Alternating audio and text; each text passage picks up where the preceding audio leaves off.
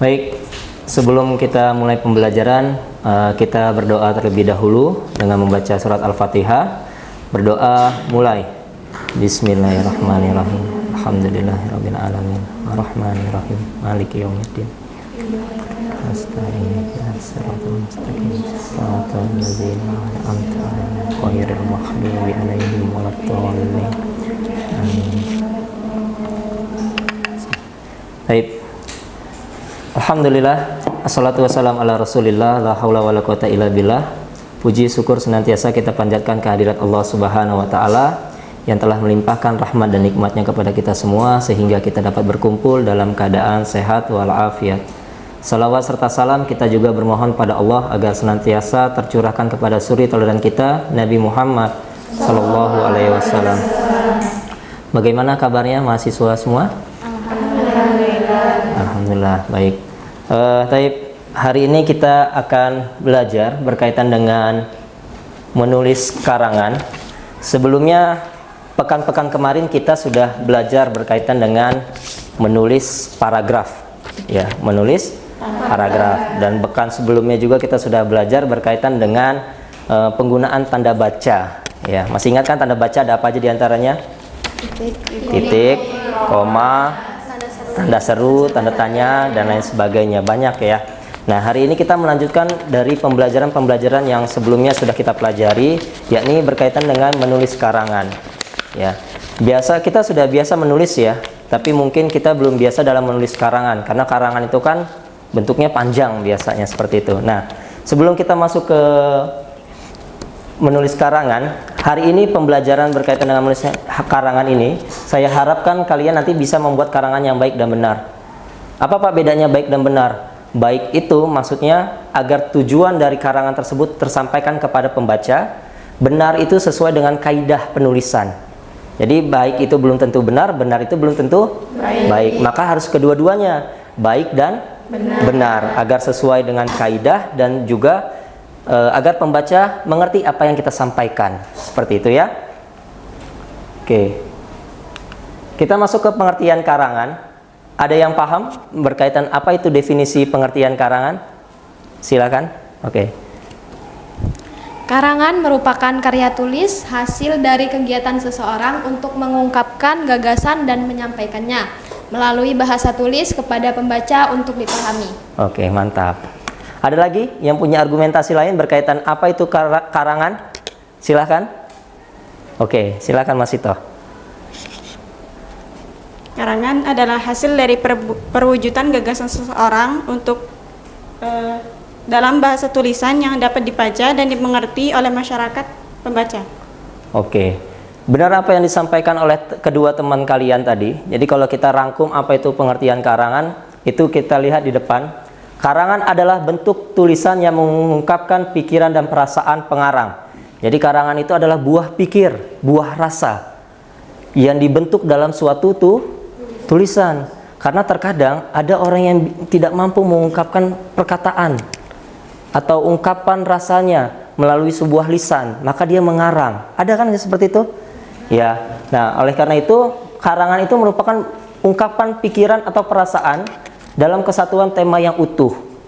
Oleh karena itu kadang makanya kalau karangan itu panjang biasanya sifatnya seperti itu. Nah, sebenarnya banyak juga orang masyarakat ilmiah yang sudah melakukan penelitian berkaitan dengan karangan. Nah, contohnya kita lihat di jurnal ini yang Bapak tuliskan pada jurnal ya.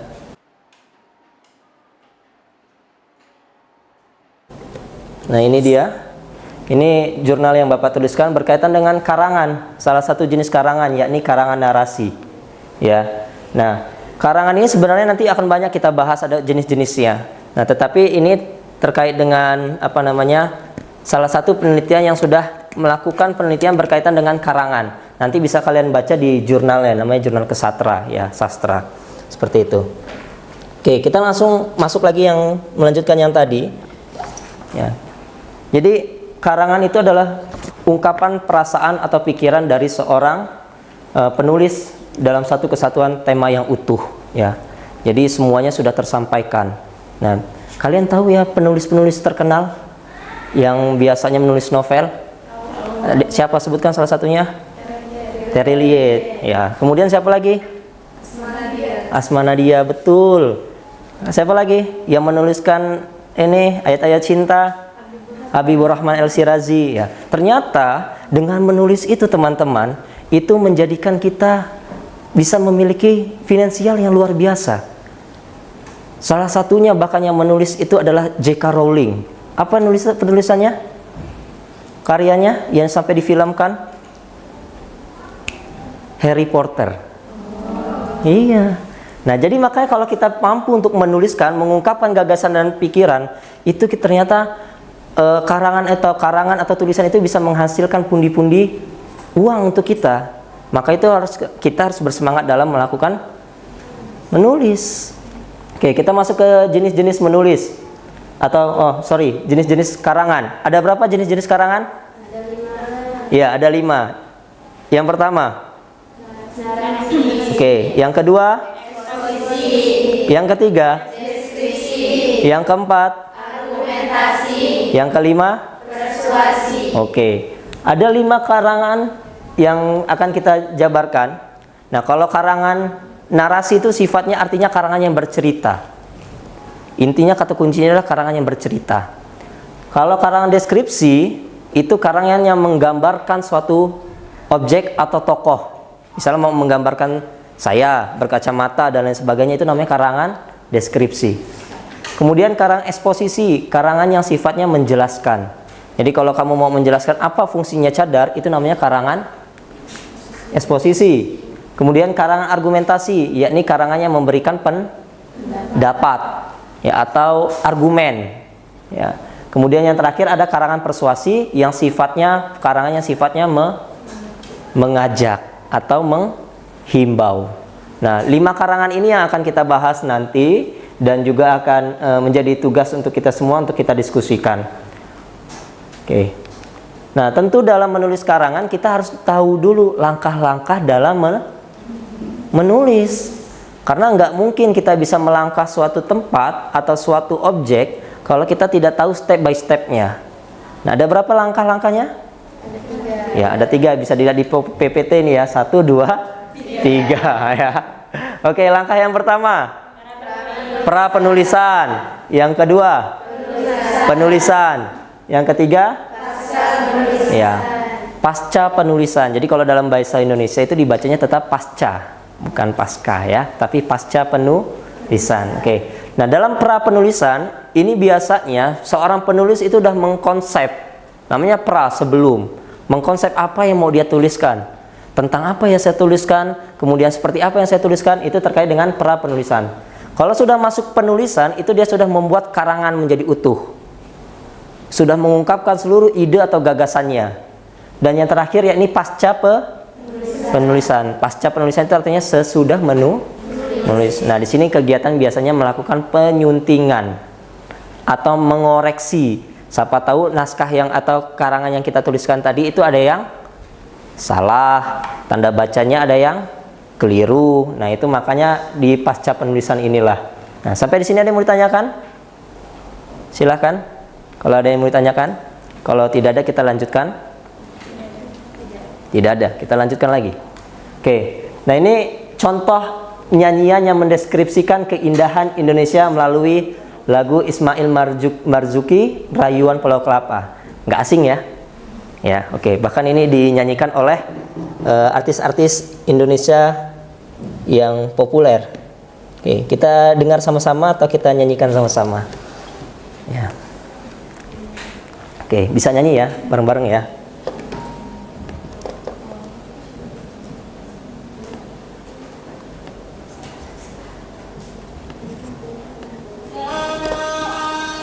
Ku Indonesia, negeri elok amat ku cinta, tanah tumpah darahku yang mulia, yang ku puja sepanjang masa. Tanah airku aman dan makmur, Pulau kelapa yang amat.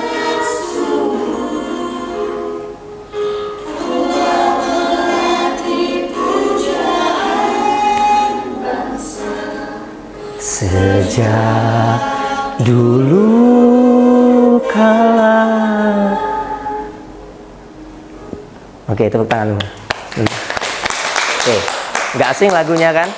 Ya, iyalah. Karena ini lagu yang sudah populer. Nah, kita kembali ke sini, ya. Coba kira-kira di mana lirik yang menjelaskan berkaitan dengan keindahan Indonesia itu yang mana?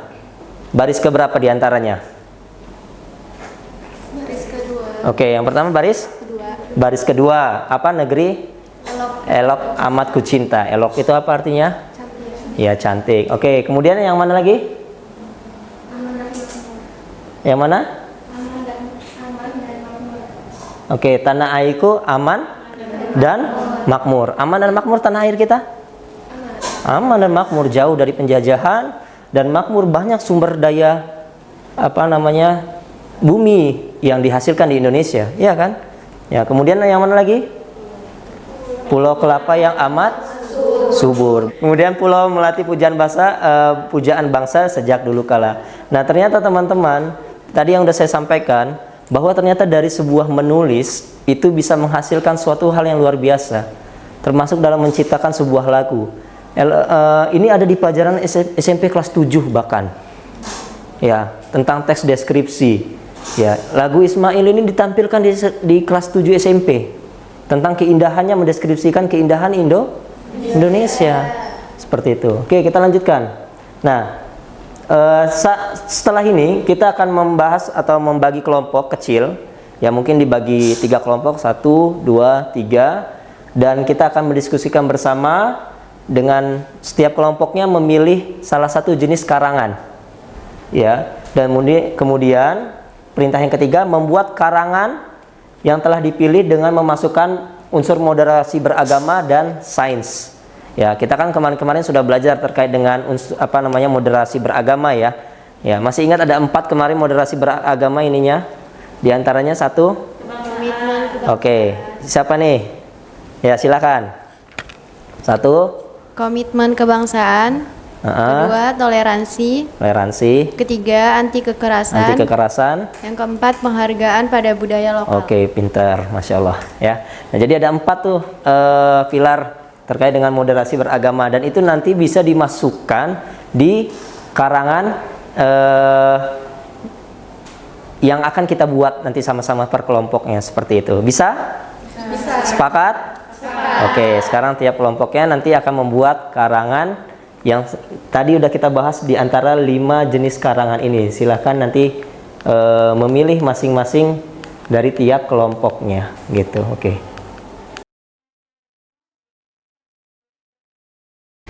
Oke, sudah selesai tiap kelompoknya mengerjakan karangan yang sudah dibuat? Sudah. Oke. Saya minta perwakilan dari salah satu kelompoknya untuk maju untuk membacakan hasil karangannya. Silakan dari kelompok 1. Ya, Mas Ito, maju ke depan, nggak apa-apa.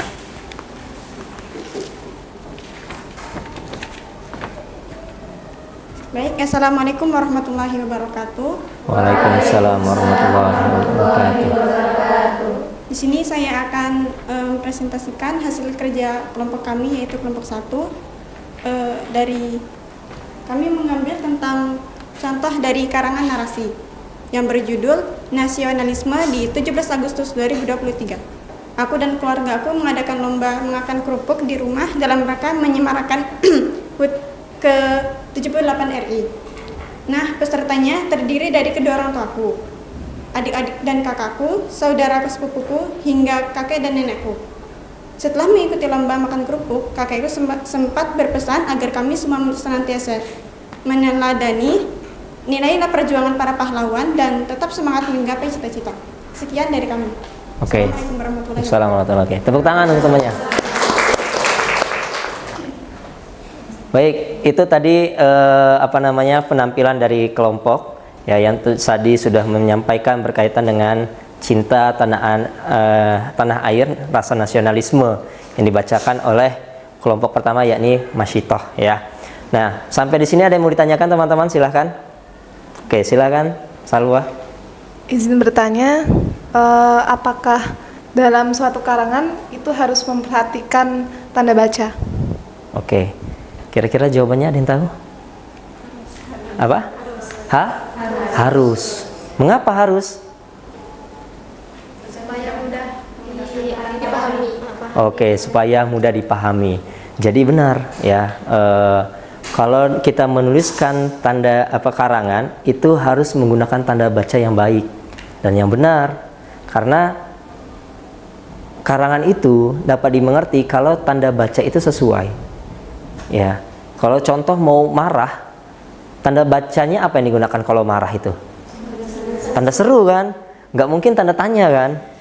Nah, itu kalau secara langsung lisan bisa tergambar dari ekspresi. Tapi kalau dalam bentuk tulisan digambarkan melalui sebuah tanda baca. Ya, maka tanda baca itu penting dalam menulis karangan. Seperti itu ya Salwa. Oke, kita lanjutkan. Nah, kita masuk pada akhir pembelajaran ya, yakni penutup. Ada yang bisa menyimpulkan apa saja yang sudah kita pelajari hari ini? Silakan. Ya. Iya, pegang aja. Yang pertama tentang pengertian karangan. Oke. Jenis-jenis karangan. Jenis-jenis karangan. Ada berapa jenis karangan? Ada 5. Ada 5. Oke. Terus tahap penulisan ada 3. Tahap penulisan ada 3. Yang terakhir indikator moderasi beragama ada 4. Oke. Itu yang sudah kita pelajari hari ini. Oke. Baik, nah jadi ini pembelajaran kita hari ini berkaitan dengan menulis karangan. Tugas minggu depan saya minta teman-teman mahasiswa sekalian bisa membuat karangan di rumah secara personal dengan memilih salah satu jenis karangan yang ada tadi 1 sampai 5 yang tadi sudah kita pelajari bersama. Ya, paham? Paham. Oke. Mungkin itu saja pembelajaran kita pada hari ini. Marilah kita tutup dengan hamdalah dan doa kafaratul majelis. Alhamdulillahirabbil alamin. Subhanakallahumma bihamdika asyhadu an la ilaha illa anta astaghfiruka. Wassalamualaikum warahmatullahi wabarakatuh. Waalaikumsalam warahmatullahi